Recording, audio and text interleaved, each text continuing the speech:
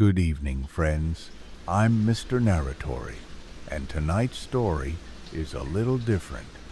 See, even the people who narrate horror need time off. So a few months ago, I took a vacation. No scripts, no scares. Just me, some friends, a remote cabin by the lake, and something we never should have messed with. If you enjoy these stories, tap like, subscribe, and tell me, what's your favorite kind of scary ghosts, monsters, or the kind of terror that hides behind laughter? Now, settle in, because this is the vacation tape. It was supposed to be a break, nothing more. Cam booked the cabin. Rhea found the weird vintage camcorder she insisted we use to document the chaos. Jules brought hiking gear and 4 books she never opened. Ty brought his drone, his charger bag, and the same quiet stare he always had. And me? I brought snacks. And for once, no voice recorder, no notes, no horror, just rest. The cabin was older than the listing made it look gray wood. Long porch, crooked dock out back that creaked like it wanted to be firewood. No Wi-Fi. Barely 2 bars of cell service. The kind of place where people either make memories or vanish. We laughed that first night, grilled over the fire pit, passed the camcorder around. Rhea filmed everything, zooming in on awkward moments and making mockumentary commentary. This is Cam. He thinks he can fish but has caught 3 sticks and 1 cursed boot. I remember that moment clearly, because when she turned the camera to me, something happened. The battery was full. It was daylight, but the footage glitched. A single frame, just one of someone else standing in my place. Same spot, same posture, but not me. Jules laughed. Guess your demon double's tagging along. We all joked. Rhea rewound it. The glitch was gone. That night, Cam had the idea. He'd found something in the cabin. An old piece of parchment tucked into a drawer upstairs, fake Latin. Creepy symbols. A skull drawn in charcoal. It's probably a gag left by the owners, he said. Come on, let's read it in the woods. Set the mood. Jules and I were against it. Ty said nothing. Rhea? She was already grabbing her flashlight. We went anyway. We built a circle out of rocks near the lake. Started filming. Cam read the ritual in the most dramatic voice he could muster. Everyone laughed when nothing happened. We drank, roasted marshmallows, forgot all about it. Until around 2:30 a.m., that's when we heard the knock. From the trees. Not loud, not fast. Just 3 slow taps against something hollow. We froze. Cam said, "That wasn't me." Rhea said, "Sounded like someone copying us." And Jules whispered, "No one else should be out here." We searched the edge of the woods. Found nothing. But Ty? He stayed by the fire. When we got back, he was filming. Just a fire. No talking. And when we asked what he saw, he blinked slowly and said, "It doesn't want to be filmed, but it wants to watch." None of us slept. The next morning, the camcorder was sitting on the porch. We thought Rhea had left it there, but she hadn't. It was turned on, recording. And when we rewound the tape, the last 10 seconds showed someone standing at the edge of the firelight. Not one of us. We told ourselves it was a shadow, a trick of the fire, maybe Ty playing a prank of his own. But when we asked him, he just shook his head, said he didn't remember filming, said he thought we had the camera. Then he said, "Didn't we already leave? I keep dreaming that we already left." Cam tried to lighten the mood. "Let's all chill. Do normal cabin stuff. No more scary stories." We agree. Daylight has a way of making things feel safe. We hiked. We cooked. We laughed like the night before hadn't happened. But Ty, he didn't laugh. He stared out the back window for hours. At the tree line. At nothing. That night, it got worse. Around 1:00 a.m., I woke up to a sound. Whispers. Too low to make out. Then footsteps. I crept down the stairs. Everyone else's doors were closed, except Ty's. Inside, he was sitting upright in bed, eyes wide open, mouth moving. I listened. He was reciting the ritual, word for word, perfectly. The exact phrasing from the parchment. The same dramatic tone Cam used when he read it for fun. Only Ty wasn't reading anything, just speaking it, like it was being fed to him. I stepped in and shook him. He blinked, looked at me like I'd just walked into the wrong house. "Why are you in my room?" he asked. I didn't answer. I just closed the door. The next morning, the parchment was gone. We searched the drawers. Gone. Cam swore he left it by the fire.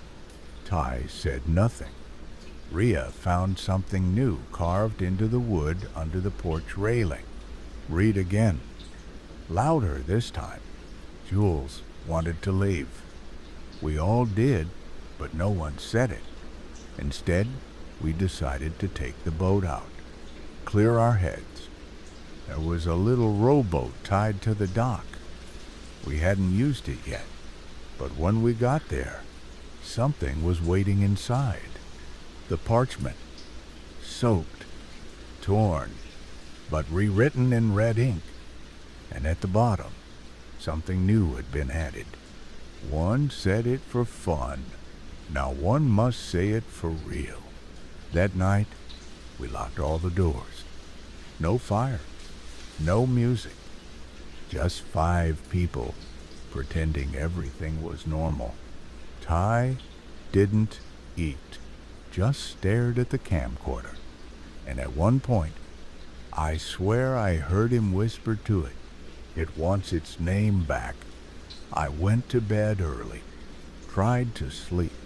Around 3:12 a.m., I woke to Rhea knocking on my door. She looked pale. "Cold?" she said. "Listen." I did. From downstairs a voice, deep, too low to belong to any of us, repeating the ritual again, slow, like it was being chewed before swallowed. We snuck down the stairs. Ty wasn't in bed. The front door was wide open. The camcorder was sitting on the step, recording.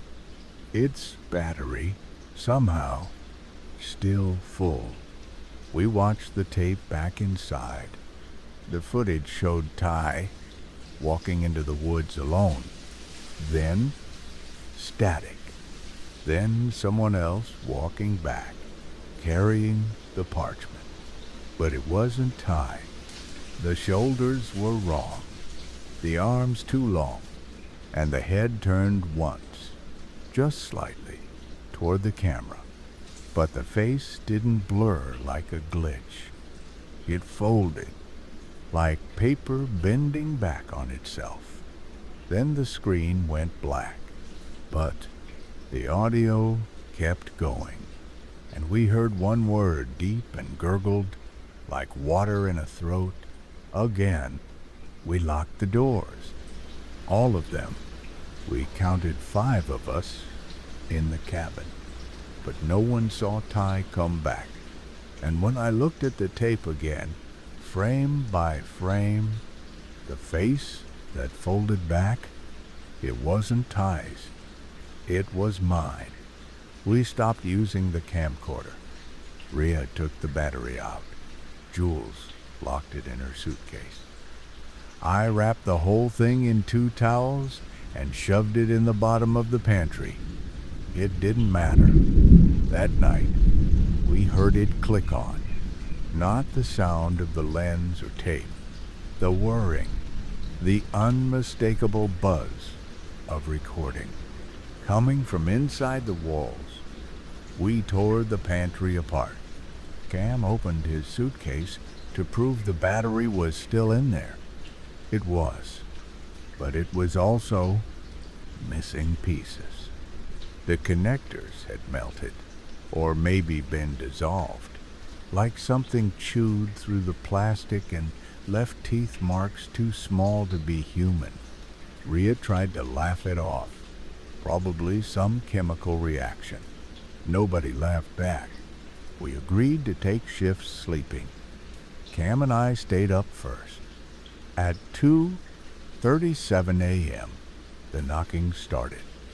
Not from the front door, not from the windows, from inside the living room wall. 3 knocks. Slow, wet. Cam froze. Didn't even pretend to be cool. We stared at the spot behind the fireplace where the sound had come from. Then Cam whispered, "Did you hear that?" I had. A voice. Low, too far back to be clear, but I caught the last word. Cold. We didn't tell the others in the morning. What would we even say? Hey, Ty might not be Ty, and the walls are recording us. Jules was already packing her bags. "I'm hiking out," she said. "I'll follow the trail until I find a ranger station. This place isn't right." We begged her not to go alone. She promised she'd check in at every hour. She left before breakfast. By noon, the trail behind the house was gone. Just vanished. A wall of trees where there used to be a path. Rhea called her phone. No signal. Cam threw a rock where the trail had been. It didn't land. We never heard it hit the ground. That night, we found Ty standing at the dock, not moving, not looking at the water, just standing. His lips were moving. I got close enough to hear him. He was whispering.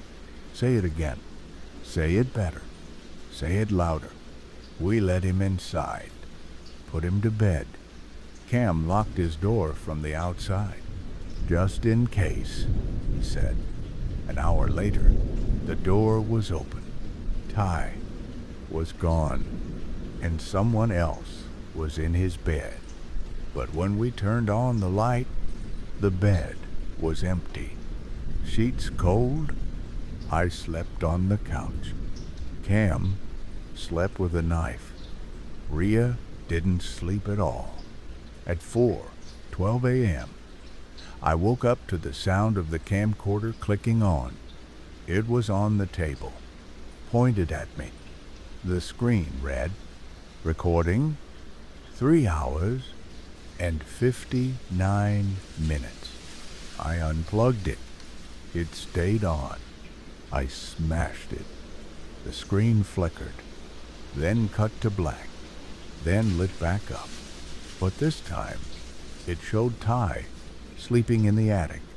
We didn't have an attic. Cam grabbed the flashlight. Rhea grabbed the fire poker.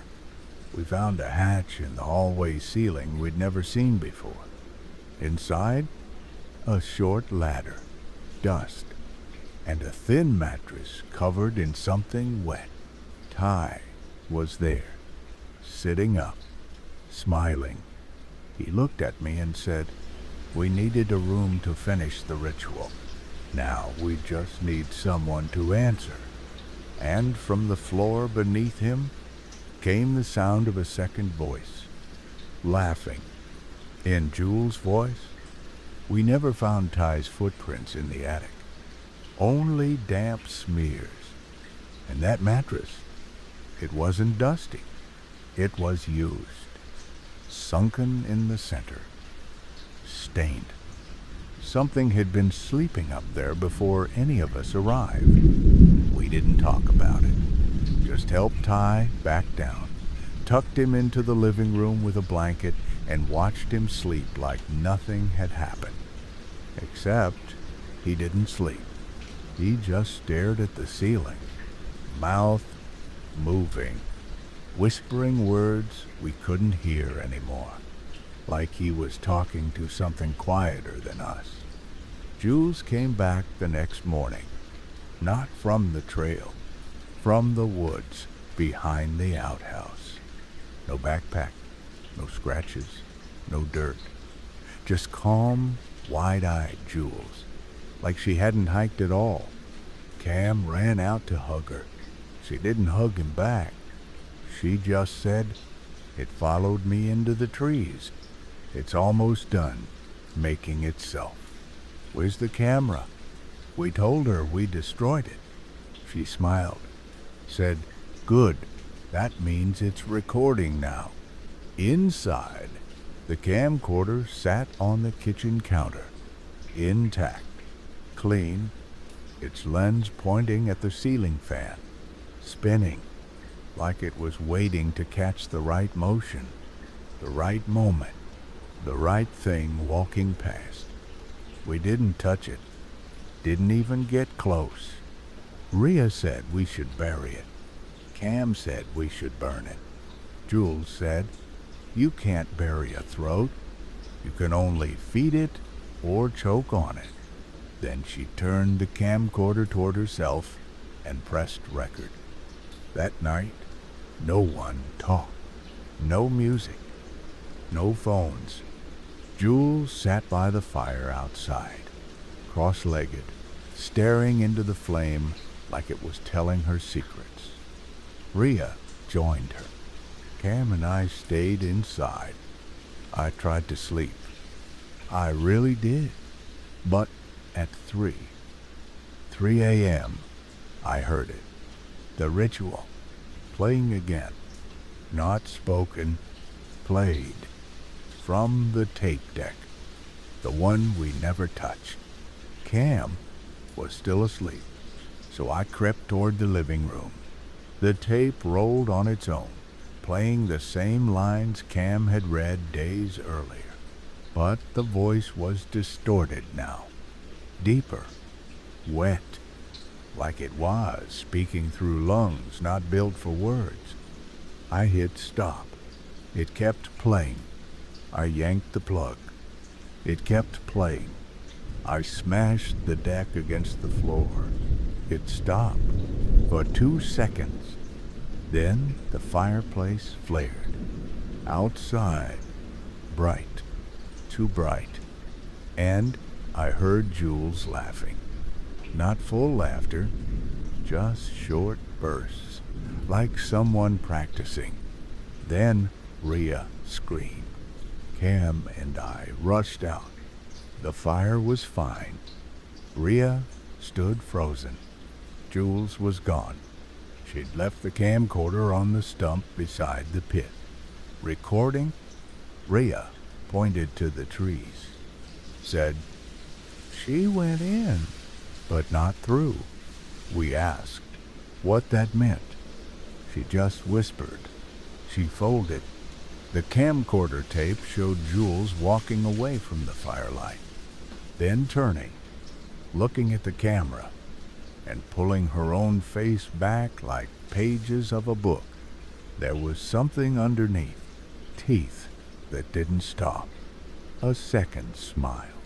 And then the footage cut to us, all 5 of us, sitting around the fire, including Jules, including Ty, including someone else, someone whose face was unfinished, like it was still deciding which of ours to wear next. We watched the tape 10 times, paused it, rewound it, slowed it, frame by frame. It always ended the same way. All 5 of us around the fire, Jules smiling wide, Ty scratching his neck, then looking directly into the camera like he knew it was watching, and someone else sitting just past the edge of the circle, faceless, blurred, unmoving. Cam said it was just compression, a digital glitch. Rhea said the trees don't glitch. And she was right, because the trees behind that shape waved just slightly, like something was walking between them. We argued over what to do. Cam wanted to break the camcorder again. Rhea wanted to finish the ritual. Ty, he started bleeding, first from the nose, then his ears. He didn't seem scared, just tired, like he'd been holding something in for too long. We tried to take him to town. Cam's Jeep wouldn't start. The battery was melted. Not drained, melted. The entire undercarriage was warm, like it had been sitting on a stovetop for hours. We were stuck, back inside. Rhea found something scratched into the inside of the freezer door. The tape remembers differently. She called us in, asked who wrote it. No one claimed it. The freezer was warm inside. The power was still out. The food had rotted faster than it should have. Inside the ice tray, something was frozen into the cubes. Human teeth. Cam lost it, punched the wall, broke 2 fingers. He screamed that it was all Ty's fault, that this was his sleep-talking demon ritual garbage. Ty just looked at him and said, "You think I'm still Ty?" That night, Rhea found the camcorder turned on again, playing the fire footage, except it was different now. Cam was missing from the circle, and in his place, a body, half in the fire, no face, just smoke curling from the eye sockets. We hadn't filmed that. We hadn't even left the cabin yet, but the video was from tonight. Timestamp 12:40, 1 a.m. Cam said it was a fake, that someone was messing with us, that the camcorder was preloaded with edited footage. Then his ears started bleeding. We wiped it up.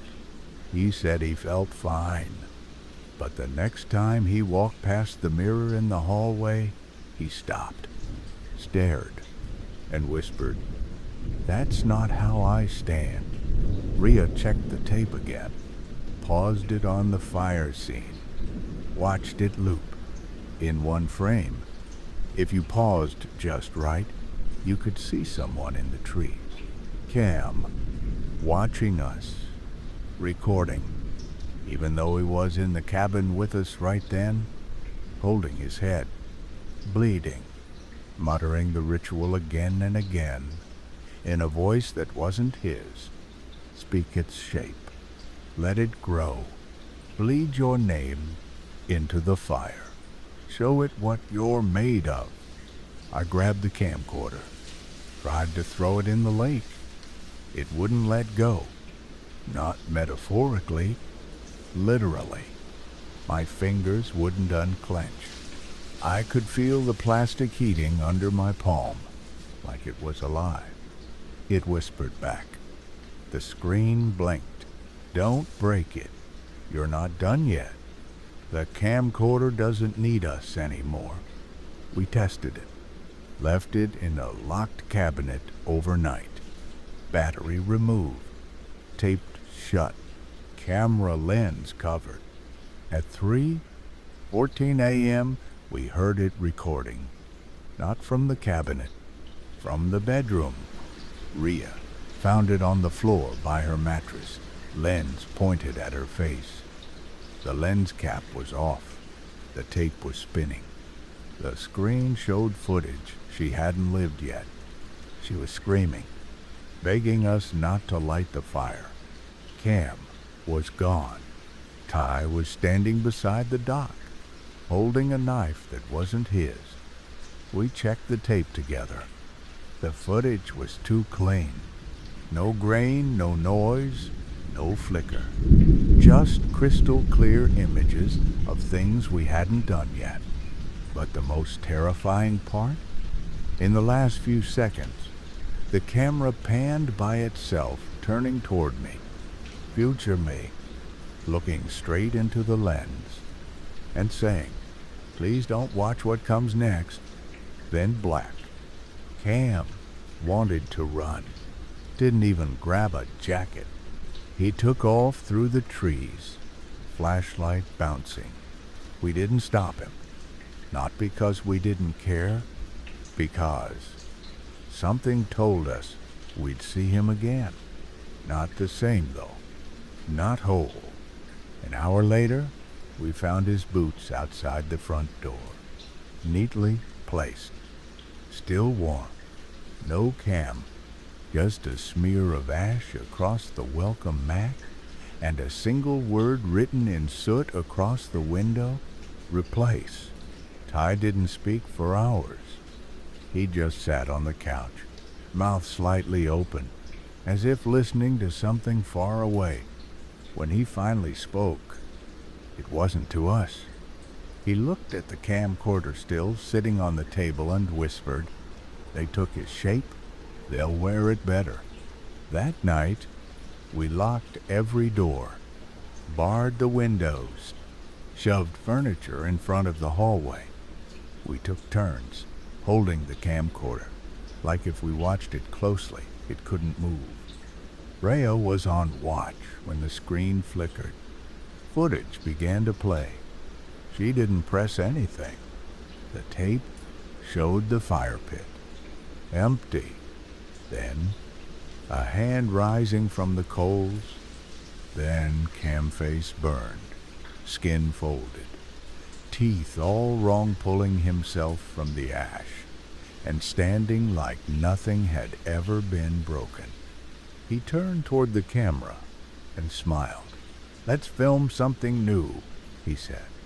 At 3:33 a.m., someone knocked on the front door.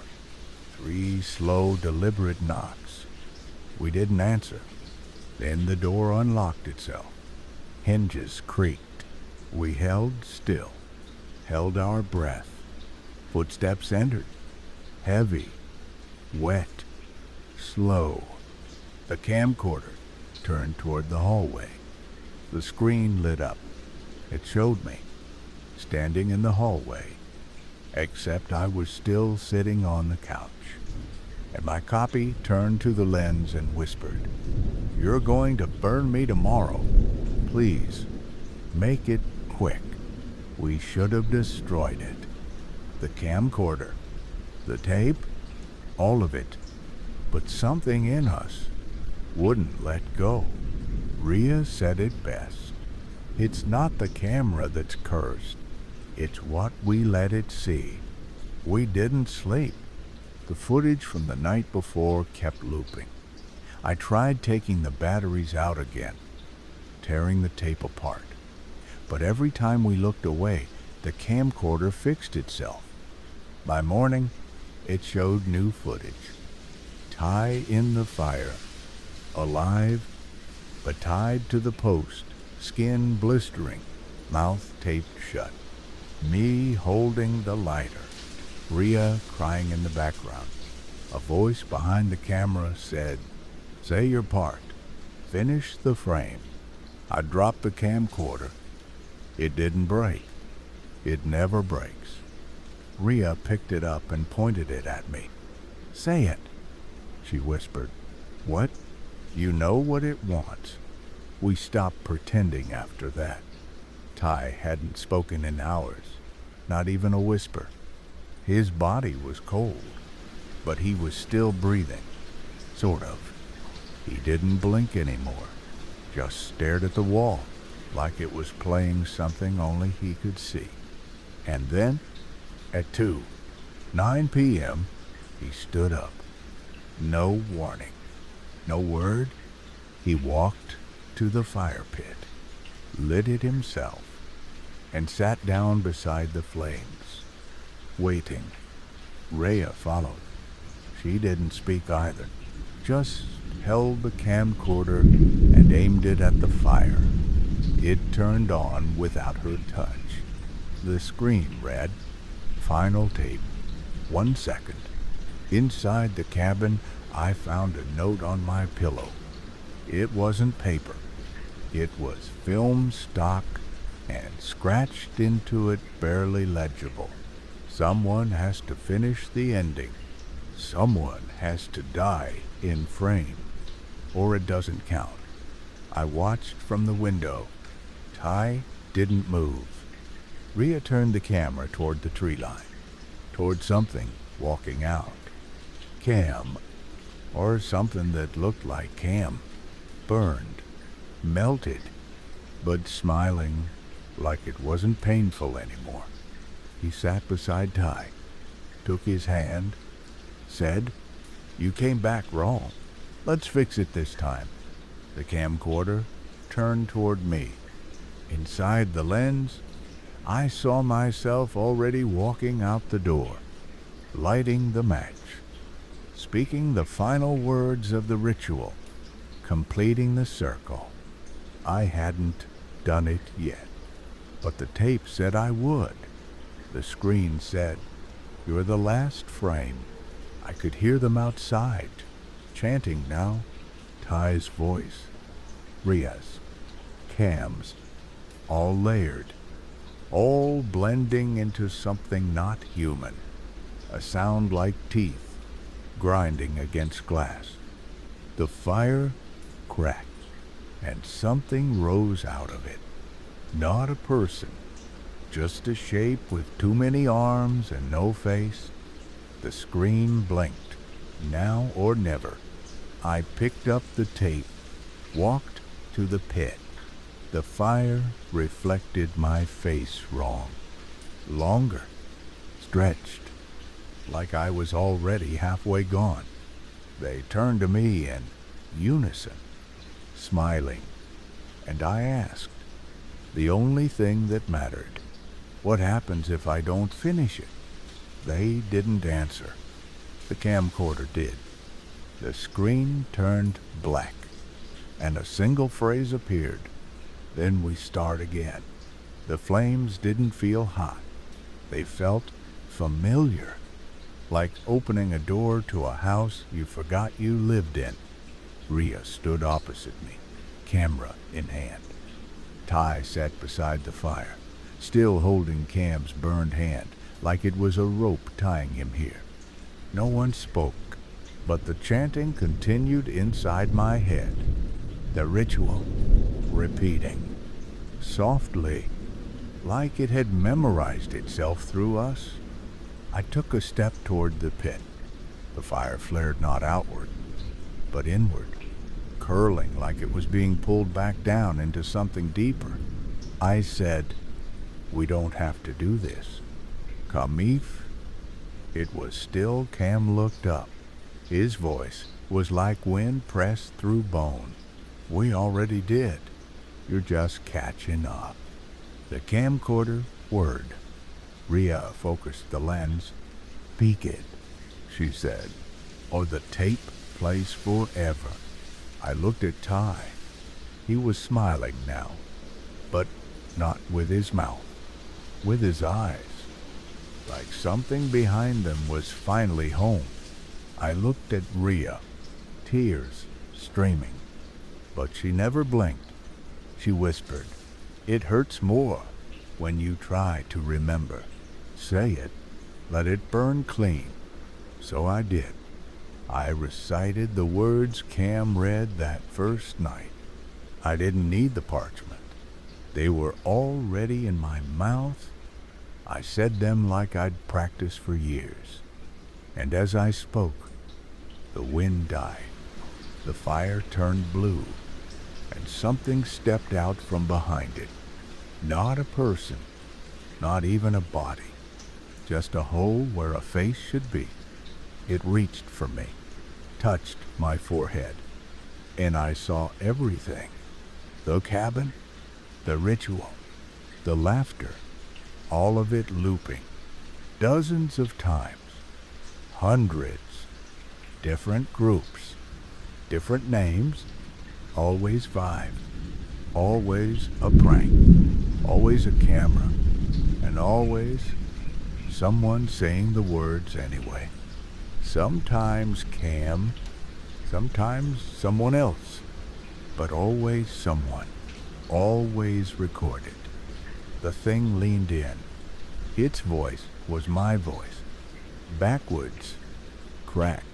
You are the only one who doesn't remember, because you are the only one who still can. Rhea dropped the camera. Ty stood. The sky above us folded like film melting in reverse. The world snapped once, and I felt something pull through me, like an old reel finishing the last frame. Then silence. No fire. No night. Just tape. I woke up on the floor of the cabin. Daylight. Birds. Cam cooking eggs like nothing happened. Jules reading. Rhea filming. Ty playing cards. I sat up, dizzy. Cam looked over. Dude, you okay? You were out. I looked at the date on my phone. 3 days before we arrived. The camcorder sat on the table. New, untouched, battery full, and the screen showed one word. Recording 1 second. Everything looked the same. Cam flipping bacon in the cast iron pan. Rhea zooming in with the camcorder, joking about breakfast horror. Ty shuffling cards without saying a word. Jules sketching the view from the porch like she always did. But I knew this wasn't the first time. I remembered the fire, the folding faces, the teeth in the trees, and most of all, I remembered finishing the ritual. I pulled Cam aside that morning, told him we needed to leave before dark. His smile faltered just a little, just a flicker, like a light bulb dimming in another room. Leave? He asked. We just got here. Rhea chimed in, filming over my shoulder. Come on, Mr. Narratory. You finally take a vacation and you want to bail early? The camcorder was already recording. I didn't turn it on. I checked the screen. The timestamp didn't match. It was already at 1 hour and 44 minutes. It had been recording since before I woke up, and when I played it back, the footage showed me standing in the woods, alone, reciting the ritual again. And behind me, something taller than the trees. I didn't tell anyone, not right away. I wanted to believe this was just deja vu, trauma, dream, logic, something survivable. But then Ty handed me a page, something he'd drawn, something I hadn't seen in this version of the loop yet, the ritual. But it was different now. More words, the letters darker, wet, and beneath them, scrawled in the corner in Ty's hand. We can't speak this one. It hears us now. That night, We gathered around the fire again. We didn't plan it. We just ended up there, like something had wound us to the same beat. But this time, Cam didn't read the parchment. I did. I watched myself, from outside myself, stand and say the words, not the original one, the new ones, the darker ones, and I couldn't stop, couldn't breathe, couldn't scream. Everyone else smiled like it was normal, even Jules, even Rhea, even me. When it was over, the fire turned black, not burned out, black, like ink swallowing flame, and something stepped out. Not the faceless figure from before. Me, another me, covered in ash, eyes hollow, grinning so wide my cheeks split. It held the camcorder and said, "You did better this time. We almost believed you." Then it pointed to the cabin, and I saw the others inside, already watching the tape, already clapping, already resetting. I tried to run into the woods, away from the lake, but every direction turned me back toward the porch, and the sky above rippled like water. The trees blinked, and the camcorder still recording flashed text across its screen. Last tape loading, 1 hour long. Then someone has to watch. The camcorder says it's on the last tape, 12 seconds of 1 hour.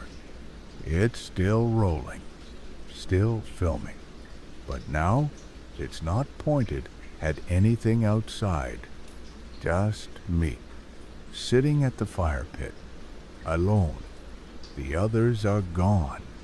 Cam, Rhea, Ty, Jules, not missing, absorbed, worn by the loop-like costumes, folded into footage.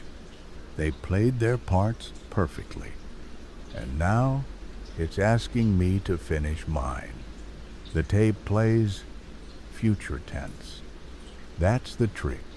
Every moment that rolls across the screen isn't what happened. It's what will, unless you stop it. But if you try, the cabin groans, the air stiffens, and the woods notice.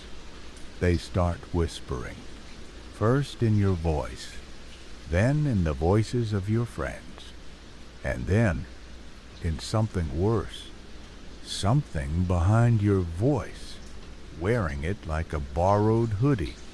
I tried to smash the camcorder. Again, I threw it against a rock. It bounced. Tossed it in the lake. It floated. Buried it in the woods. It dug its way out. Every time I look away, it gets closer. By morning, it was back on the porch, its lens aimed at the fire pit, its screen already loaded with the last 10 seconds. Me, kneeling, crying, holding something in my hand, something red, something alive. I can't see the others anymore, but I feel them, watching, inside the trees, behind the mirrors, between the flickers of shadow across the cabin walls. Cam whispers, "Just finish it." Rhea hums the melody backwards. Ty breathes in time with the flame, and Jules stands behind me sometimes, reflection only, mouth closed, eyes open, smiling. I play the final tape.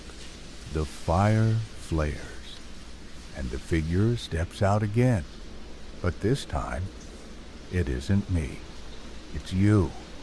Whoever's watching, whoever made it this far, your hands, your breath, your hesitation, and the figure reaches out through the screen and offers you the camcorder. It says, "One of us stays, one of us rewinds. Choose?" I chose to finish it.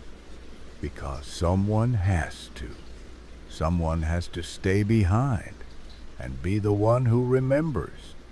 I looked into the lens, spoke the final words, felt the fire climb my throat, felt my friends watching through the trees, nodding satisfied.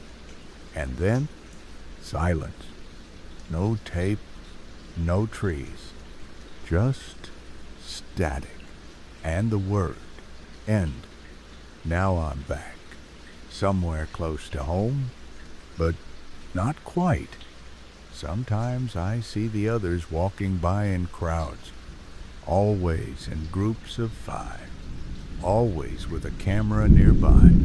Sometimes they wave, sometimes they don't blink. Sometimes I'm recording without realizing it. The camcorder is on my desk again tonight. I didn't bring it home, but it's here. The screen reads, recording 1 second. So if you're hearing this, if you've made it to the end, if you're watching me now, be careful what you rewind. And whatever you do, don't finish the tape.